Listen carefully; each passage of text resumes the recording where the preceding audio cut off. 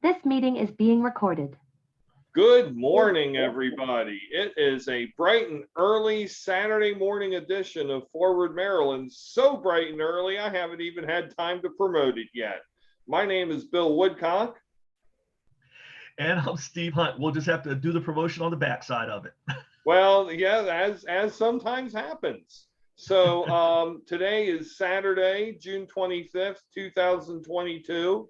And as threatened in our last podcast, which no doubt you all watched or listened to out there, we are presenting our last gubernatorial top 10. Actually, it's going to be a top 5, or maybe a top 5 plus one who deserves an extra mention. We'll see. But Steve, the first thing I want to talk about is yesterday's Supreme Court decision.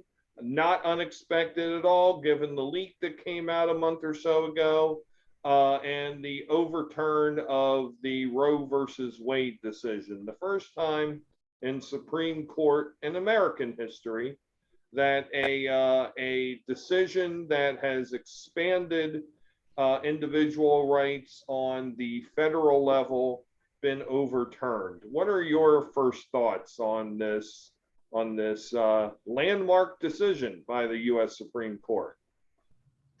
Well, it's obvious that this was coming. Like you said, the leak was out there. If you follow the court, and you got kind of a readout of the oral arguments in the Dobbs case, which is the Mississippi case that really was the catalyst for this. You knew this was coming. It's still a bit of a shock to think that a right has been taken away. That is unprecedented in our history. My first thought was that, courts are typically named after the Chief Justice, the Warren Court and so on. And this is supposed to be the Roberts Court. It is not. John Roberts has lost control of the court. He started losing it when Anthony Kennedy, for whatever reason, there's still a lot of stories there, resigned, replaced by Brett Kavanaugh. But the Roberts Court died with Ruth Bader Ginsburg and the replacement with Amy Coney Barrett, because the inmates are truly running the asylum. And, when you have somebody like Clarence Thomas, not only saying Roe's done, but here's my hit list. and he put out his list. And that is also unprecedented in the court. Usually they stick to the matter at hand, but he was like, you know what?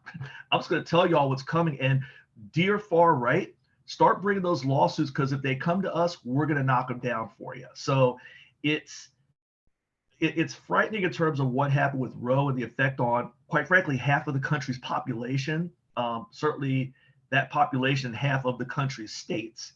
But what's next? And we're in a great and terrifying unknown in terms of the rights of citizens. And there were a lot of tweets out there that struck me, but one of them was, where a assault weapon has more rights than a woman.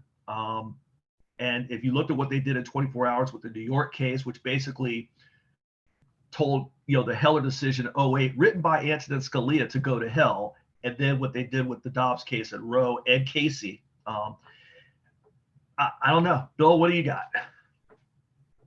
I felt yesterday, like you, not surprised, but also a lot like how I felt on November 9th, 2016.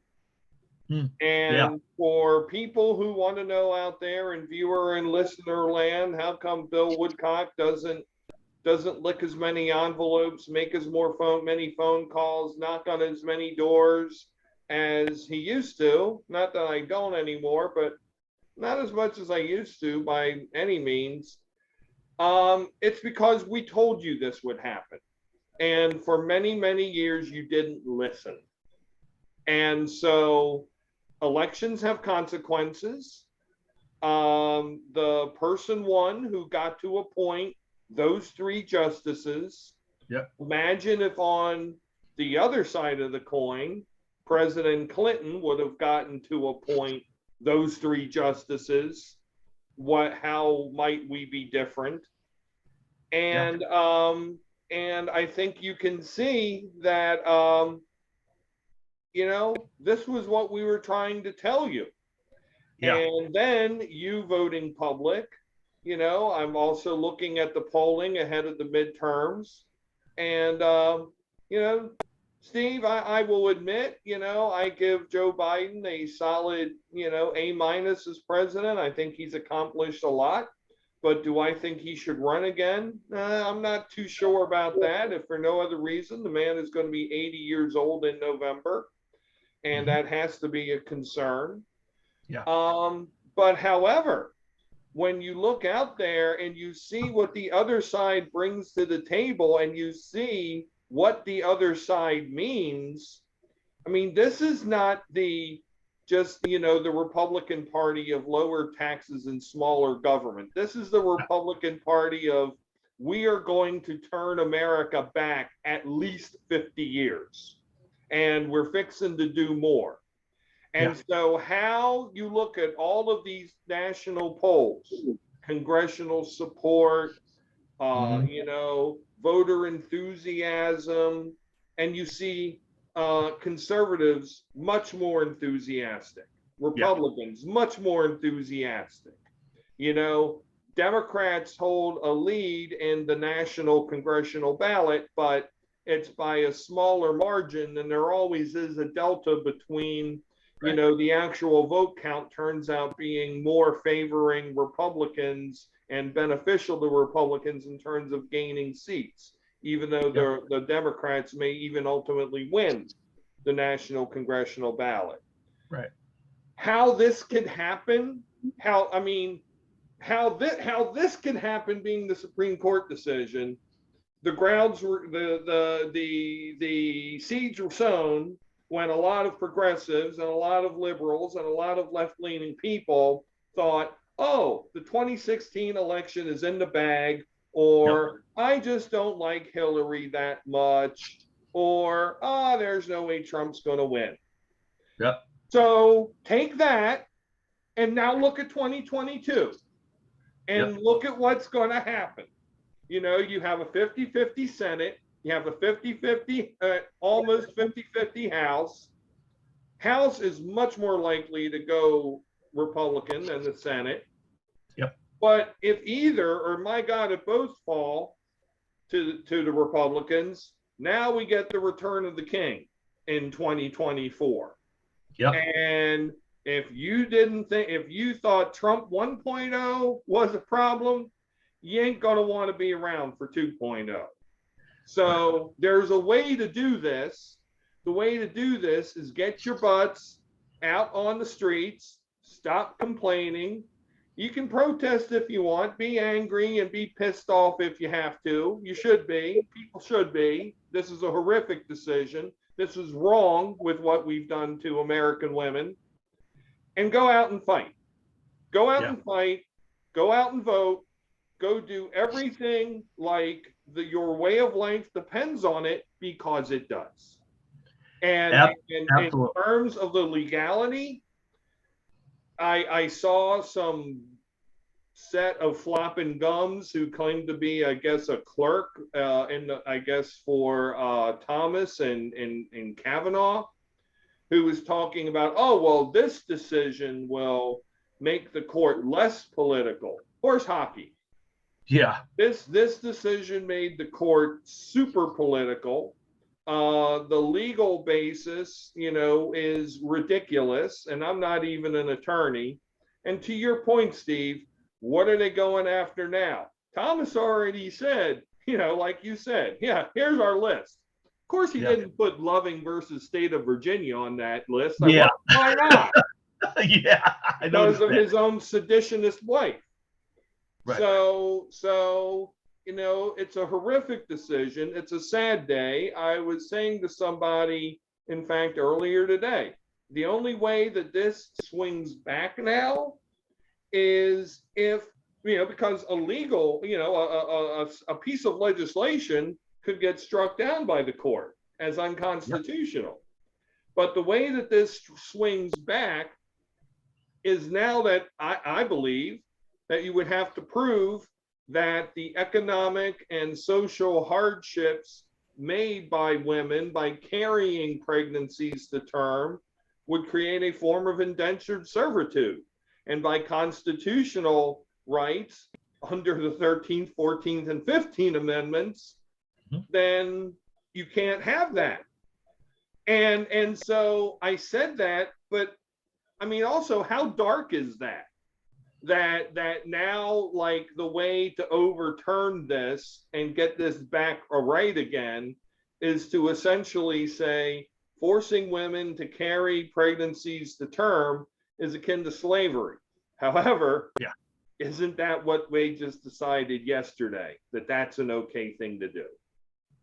Yeah, and the other thing I would say, Bill, is and you're right, I heard some gum flappers as well out there, and I love the ones that say, well, all we're doing is we're returning to the state. State rights, people. Y'all weren't saying that 24 hours earlier when you said New York could not, put restrictions on concealed carry. So even that is BS. So this is, for all the conservative hand wringing and pearl clutching about activist courts, this may well be the most activist court in American history if they pull off what Clarence Thomas wants to pull off. So don't give me the states' rights nonsense. Don't give me the activist, nonsense. This is an activist, political, ideological group of five, and the man at the gate keeping the hordes out, John Roberts, is no longer able to do that. And you're right about 2016. I won't talk about that from my perspective. You laid that out very well, but it is striking to me that the loudest voices I'm hearing this week between these two Supreme Court decisions, plus if anybody watched the January 6th hearings, it is no longer about what was tried in 2020. It's what's being quietly tried in 2022. And your Trump 2.0, that Trump 2.0 could be Donald Trump or it could be Ron DeSantis. They're one and the same. They just have different color hair. Maybe they go to a different salon and get different dyes. I don't know. But that's where we're looking. This week was a frightening week. If you look at the Jan 6 hearings, the New York decision, and the striking down of Roe. And the loudest voices I'm hearing, ironically, are people who have been lifelong conservatives who don't recognize their party anymore, who have left. People like Joe Scarborough, Nicole Wallace, Charlie Sykes, Bill Kristol. You see these folks on Twitter, Jennifer Rubin of the Washington Post. They're letting it fly. Meanwhile, you have our quote unquote progressives basically saying Biden's not doing anything and torching their own. So, come on, people. This is, you're right, Bill. Our lives do depend on it. Our futures depend on it. Our kids' futures darn sure depend on it because, you and I might not be around to see some of the worst of what could come down, especially when you look at the ages of these justices. Thomas is the old man at 74, right? Alito 72. Roberts is 67. The other three are south of 60. So buckle up, people. This is going to be a bumpy ride unless we do something about it. Steve, I have to apologize to you and the audience, but at this point, I need to pause the recording, and we will be right back. It will be like time travel for the rest of you, but for the two of us, it will only be a few minutes. This meeting is being recorded. I can't believe we only got to hear that twice. I apologize to the audience. I had an adult child with a need to come by the house, but mostly thank you to Steve because you were the only one who sacrificed anything in real time. And, no problem, Bill.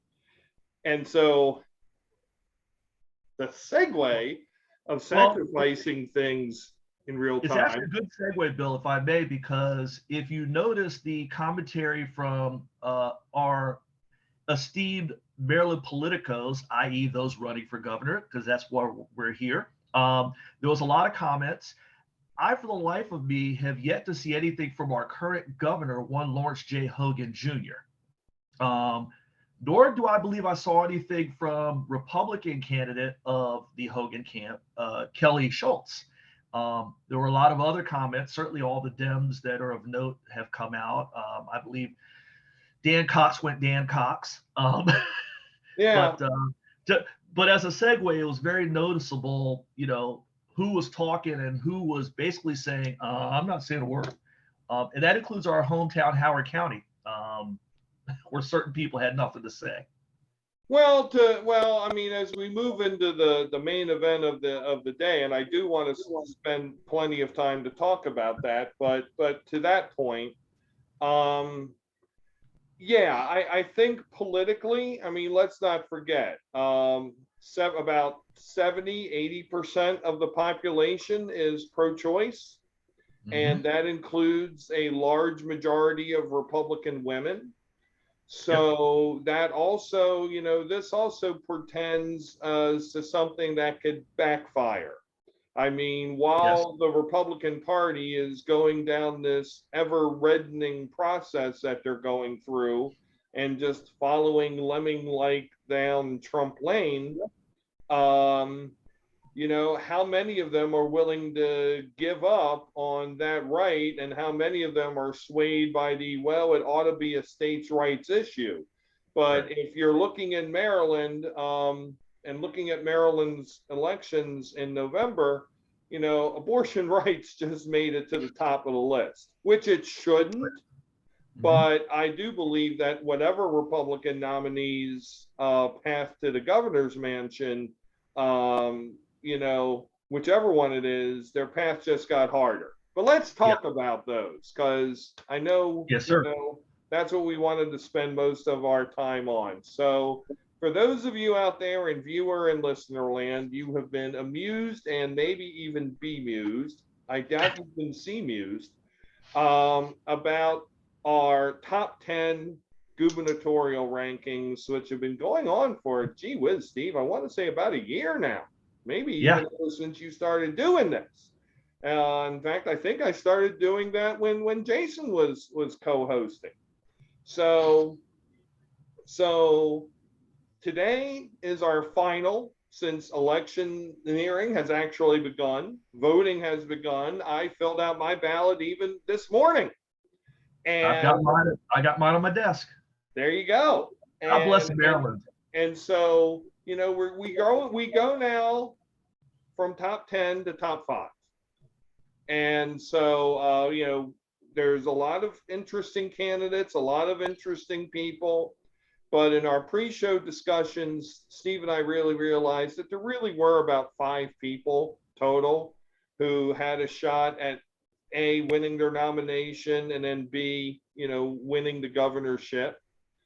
So to that, let's go into it. I want to mention, before I go to my number 5, I think we each agreed that we would have a others receiving votes column in the old AP football poll tradition. And my other receiving votes is Doug Gansler. So, patron of this podcast, consumer of this podcast, and guru of the Maryland politics Facebook group, Barry O'Connell, uh, sometimes talks about this podcast's affinity for Doug Gansler, or perhaps my affinity for Doug Gansler, and falling under the Svengali-like spell of one Len Foxwell. Not so fast, my friend. I can come up with my own opinions on Doug Gansler myself. And my time with Doug Gansler started from walking the highways and byways of Northeast Montgomery County when I was but a 31-year-old delegate candidate in 1998. So Doug Gansler is one of the most experienced politicians and public servants in the state of Maryland. He would make a fine governor. I still think so. Still extremely impressed by his interview on our podcast, Steve. But for some reason, maybe lack of currency, maybe lack of a natural base, he's really been unable to muster the fundraising resources, the ad resources, although he is running a television ad, which is good, to really make him a fully competitive candidate. And in my different scenarios of where I see the electorate playing out on the Democratic side, at this point, I just don't see a path for him to earn the nomination. So, Steve, my other receiving votes is Doug Gansler. Who you got? Well, speaking of experienced politicians, I think we'd be remiss if we didn't give a shout out to one Rashawn Baker, former Prince George's County executive, who suspended his campaign You know, having followed Prince George's County politics most of my life, I can tell you he is fundamentally a good man. And what he pulled off in Prince George's County after the Wayne Curry and Jack Johnson years was nothing short of miraculous. So, you know, best of luck to the former county executive and whatever he does. Like a Doug Gansler, for whatever reason, just did not catch on this time around. He was number 2 in 2018. So quick shout out there. My number 6 is actually John King, former education secretary, who, you know, a couple of things about John King. Number one, you know, the recent debate on Maryland Public Television, which was a challenge because it was only an hour and you had a whole bunch of people out there. But the 2 people who had good nights were, well, of the more notable candidates were John King and Tom Perez. I thought both had good nights. I thought Perez had a really good night. And I thought John King brings a lot to the table. You know, he's picked up some endorsements recently. I believe NARAL, I believe Sierra Club. I probably got those wrong, but I don't think he's got it to make it all the way back, but he feels like he's making a bit of a charge. So he's my other receiving vote. Certainly not in the top 5, but certainly somebody who I think his surge might hurt somebody who we will mention in the top 5. So I think his last push might knock somebody else out or down enough to not let them get all the way. But John King's my number 6. So you decided to take license and have a 7 and a 6. Well, it was a shout out to Rush Baker. Shout out. We didn't agree on shout outs. We weren't talking about shout outs, sir. Well, we gave one to Laura Newman when she dropped out effectively. So that was weeks ago. I know, but I wanted to give him a little love. Next thing you know, you'll be talking about Columbia Council candidates who take dark money and call them good people. Oh no, I'm gonna do a full diatribe about Harry slow growth Dunbar, baby. Watch out for that. Yeah. We'll pause this podcast for the day at that point. No Howard County talk in this. Of course, I just started the Howard County talk. Yes, you did. Anyway, yes on Baker and King. I was impressed with King too. And I didn't watch the MPT debate. I did see the debate on Channel 11 a couple of weeks ago, which was also on MPT. I'm not sure if it was the same one or if yours was more recent. But I think it was the same one. They just showed it on 11. Yeah. Lots of great ideas from John King. Lots of body language with John King. I noticed very animated. So anyway, yeah. Well, race is well run. Anyway, let's go to our numbers 5, and then let's go 5, 5, 4, 4, 3, 3. So let's keep switching. My number 5 is Wes Moore. I can see a path for 3. So just to preview, I can see a path for 3 Democrats to win the nomination and 2 Republicans. I see Wes Moore as maybe the least likely of the 3 Democrats to emerge. And I will say this about Wes Moore. It is most impressive, as gun shy and as trepidatious as Maryland Democrats might be, to elect a candidate who has never held elective office and is in their first try for elective office for the 2nd straight gubernatorial primary. They may be poised to do it. The concern I have about Wes Moore, and any of you Democrats out there who is concerned about the way of politics as usual going on in Annapolis, Wes Moore is your candidate. And if you're concerned about, if you're concerned about that, Wes Moore is not your candidate. If you don't care and you just like the way things are, then go for Wes Moore. Wes Moore has a lot of institutional backing. In normal times, that could be seen as a good thing. Sure, in this case, I think there are strengths being shown of other candidates who I will mention, who are coming from outside of the political circles, one with much more federal experience, one with extensive state experience, but not being part of the go along and get along crowd in Annapolis. However, isn't it strange that the go along and get along crowd is all falling behind Wes Moore, who is the most outside of the outsidiest candidates? So these things aren't adding up. They're not jibing. I personally will be hard pressed to vote for Wes Moore in the general election, but I recognize that he has some strength and he could pull this off. Steve, who you got? Actually, at number 5, I have Tom Perez, and this one was difficult for me for several reasons, and I wanted to rank him higher. I really did. Number 1, in my mind, Tom Perez won that debate. His whole GSD get stuff done hook, I think, worked. I thought that really was an effective kind of self-branding. He's got money. I mean, he's raised. Yeah, I pulled up some of the numbers here. He's raised $4 million for the overall cycle in this last period, January to June. 1.5 million he's raised. Has 1.2 in the bank. So he certainly has the money. He has the endorsements of very passionate Democrats in a low turnout election. Having organized labor waving your signs is a good thing, although who knows what the effect of early voting, mail-in voting will have on that. The thing that struck me about the Perez performance at the debate was there was an exchange that it started with Moore going after Francho, but he opened up a door and Perez really got into Wes Moore. Now, was it, Chris Christie ending Marco Rubio 2016?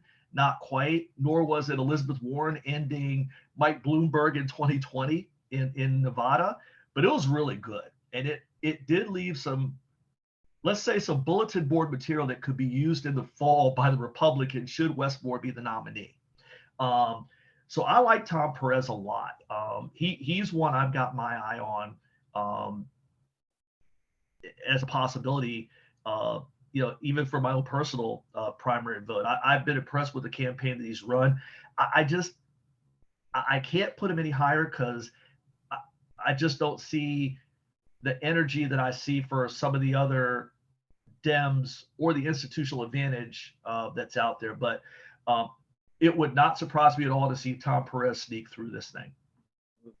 I know what you were talking about Wes Moore's ties to being on boards of investment banks and other things. So yes, well, I will be talking about Tom Perez later in my listing, Steve. So at number 4, I got Kelly Schultz.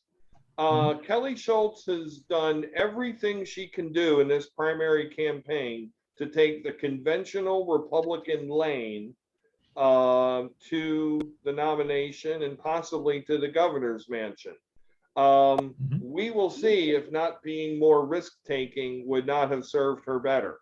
As has been stated before several times on this podcast, both by ourselves and by guests, this is a Larry Hogan versus Donald Trump primary election for the Republican nomination for governor for Maryland. I'm not going to talk about what the other person might do. This is Kelly Schultz's time. Schultz is the Hogan-backed candidate. Her TV ad, which was one of the first that I've seen, with her in the classroom and sounding very egalitarian and cognizant of both sides until right at the end when she slips in for a couple seconds. And of course, schools must be open and masks must be off. There you go. I don't know if she's thrown enough red meat out there to the right-leaning electorate. And if the image of Larry Hogan as Rhino is out there in the Republican electorate, then she's in trouble. And not that many Republican stalwarts are supporting her. You mentioned before about Howard County. There is and my God, we said let's not talk Howard County, but to your earlier point, there is a very high-ranking Republican local candidate who once served in the highest executive office in Howard County politics, who you would think would be a Kelly Schultz person, but he has kept his powder totally dry in that primary. Yes, sir. And to me, that's not a vote for Schultz, that's against her. Steve, who you got? I have the same person, Kelly Schultz, at number 4, and you're right. Has she run a maybe not spectacular but solid campaign? Sure, but the energy's not there. And you mentioned, I mean, this notable local. I mean, they should be at each other's events saying, "Hey, we're going to be great partners for the county and the state, and arm in arm, and all of that stuff." And there is none of it. And the other thing I will tell you is, my son had a baseball tournament last weekend, and it was out in Western Maryland, and Dan Cox signs everywhere, not a Kelly Schultz sign to be found. And I've seen that, recently I had to take a trip to northern Baltimore up to Aberdeen. Same thing. Cox signs, not Schultz. So you're right. The fact that notable politicians, I'll even throw in a Barry Glassman who's running for comptroller, a Baltimore County executive, or Hartford County, I believe it is. Hartford County, that's right. Johnny O's Baltimore. Hartford County executive. I'm not hearing from him. I'm not hearing these testimonials about how great Kelly Schultz is. So, this is really starting to feel like 2018, where you had, I mentioned Rashawn Baker earlier, the conventional, traditional, probably should win candidate, and there's an insurgent that took him out. This is starting to feel the same way on the Republican side. So, if you look at the finances, I was looking at the recent financial reports. I mean, she's got her primary opponent outgunned like 6-1 in money. I mean, there's no reason why we should be where we are, but I will say, especially considering the primary is going to be in the dead of summer, it's going to be low turnout. It's going to be about the base on both sides. And to me, that puts her in trouble. So that's who I got it for. So let's keep going, because I see we have about 8 minutes for 3, 2, 1 and get out of town. So, We'll be fine. Let's keep moving. So number 3, and I'm putting the Republicans kind of together. Dan Cox, am I thinking that the Trump wing of the party is going to beat the Hogan wing of the party? Yeah, I kind of am. The Baltimore Sun poll from a few weeks ago only showed about a 6% gap between Schultz and Cox, and Dan Cox has raised like next to nothing. And I mean, if the Sun King in Mar-a-Lago throws out a couple communications to his ilk, however that's done now, Parler or whatever the hell he's doing, and says, go support Dan Cox, everybody, you're going to see money flow in like mad, and he's going to do what's going to be done to get over this election. I think there's a lot of Republican groundswell for him. The Trump support is always underrepresented in polls. It's been that way since 2016. I say it's probably about a 3 or 4 point margin. It's not going to be a stomping, but I think Cox is going to win this thing, and God help us all if he does, at least the nomination. That's bad enough. Who you got? At number 3, I have Wes Moore. I got to tell you, you're right. For an outsider, he feels awfully inside, including his fundraising. In the January to June period, he raised $2.5 million. For the cycle, he's raised $7.3 million. I mean, you want to talk about a walking, talking ATM.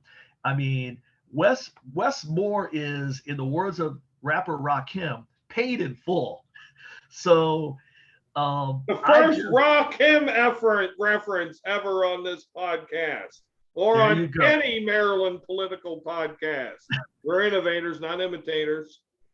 That's right. Greatest of all time, baby. But 7.3 million, my goodness. And, you know, and you want to talk about inside. I mean, when you have Oprah show up on a call, that's pretty inside to me. So he certainly is no insurgent. But so he's got the money.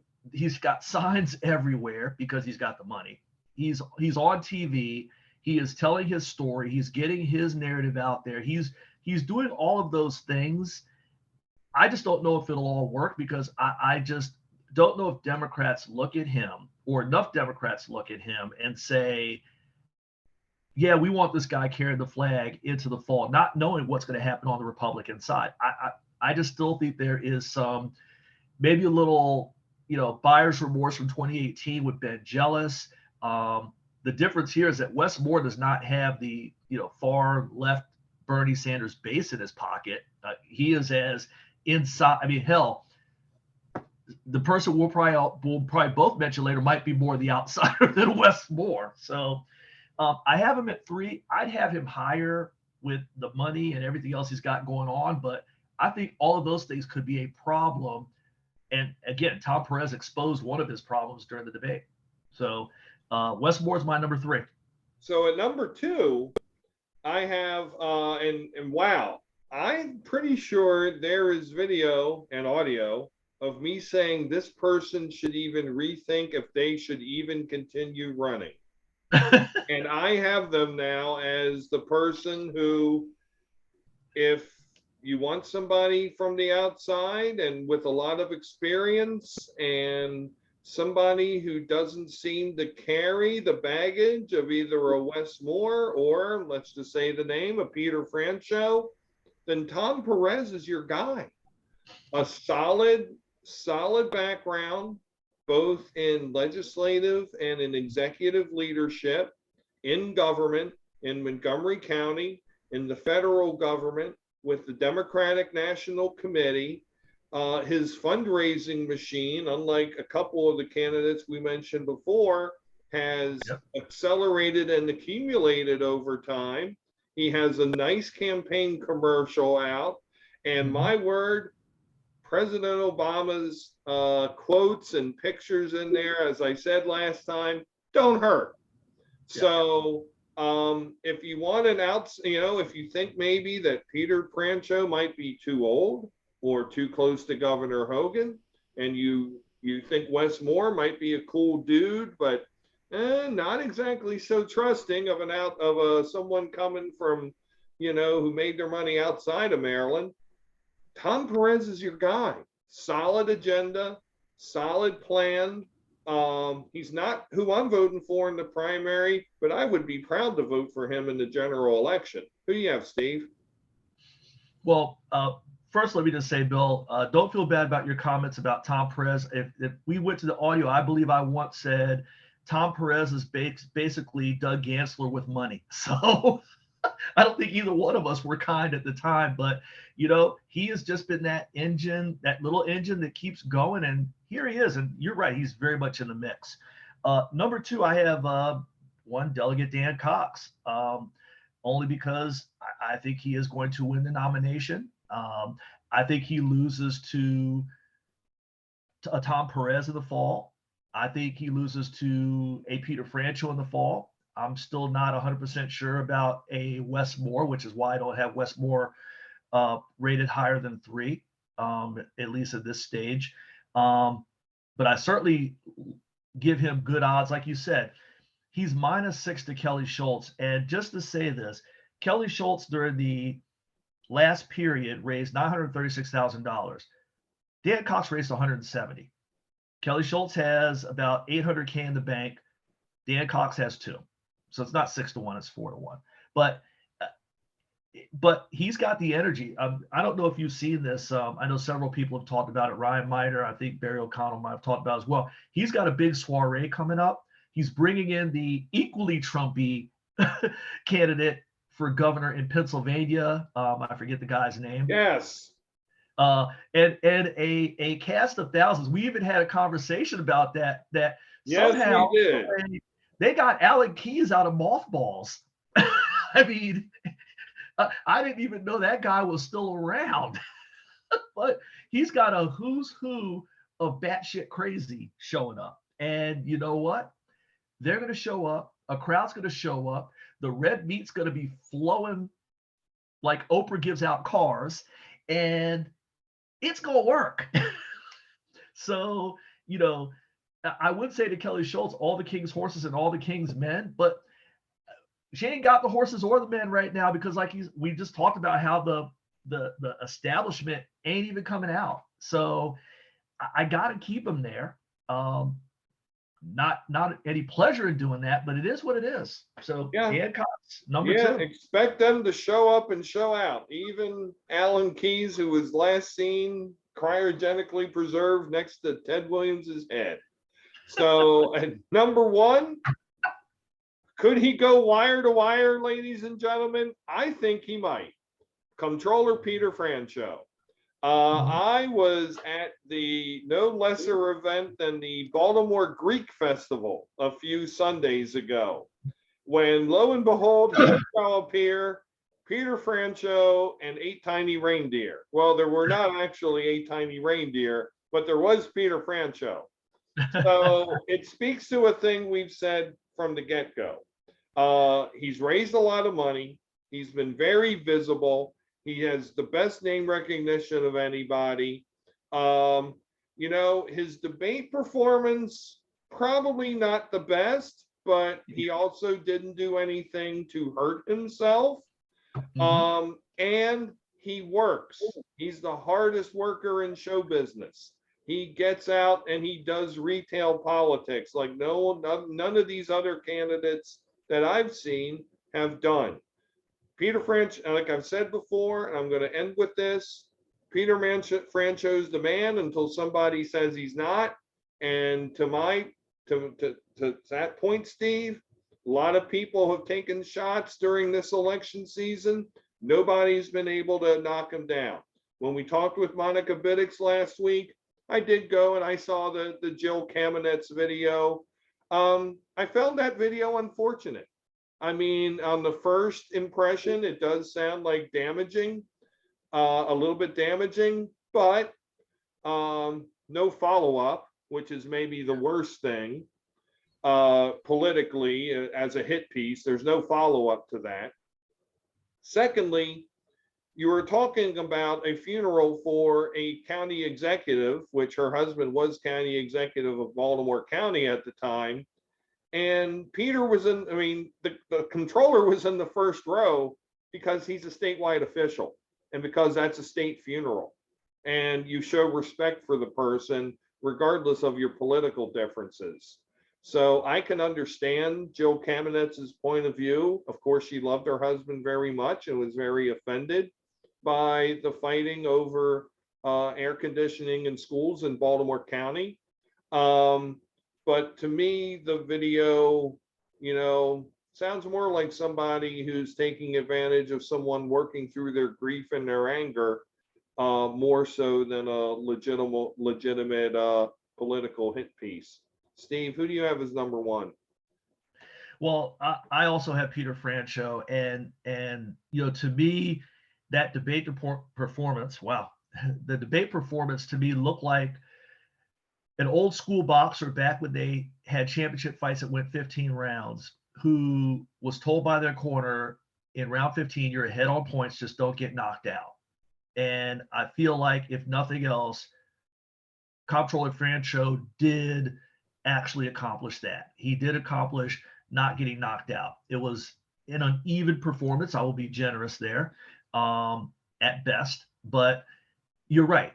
He's still standing. And I think as long as he's still standing, I think he is still the one to beat. And I think you bring up an excellent point because, Wes Moore, really, a lot of people consider this a 2-person race. I don't write off Tom Perez, but if you look at the contrast of where Wes Moore shows up and where Peter Franchot shows up, Wes Moore showing up amongst people who are going to, show the love, show the money, but is he a person of the people? Is he somebody who is getting out there and talking to folks who are really and truly going to vote? There was we talked about this a while ago with Richard Deshae Elliott, the big event near where I grew up in Fort Washington with him and Ms. Anderson Walker, and it was packed.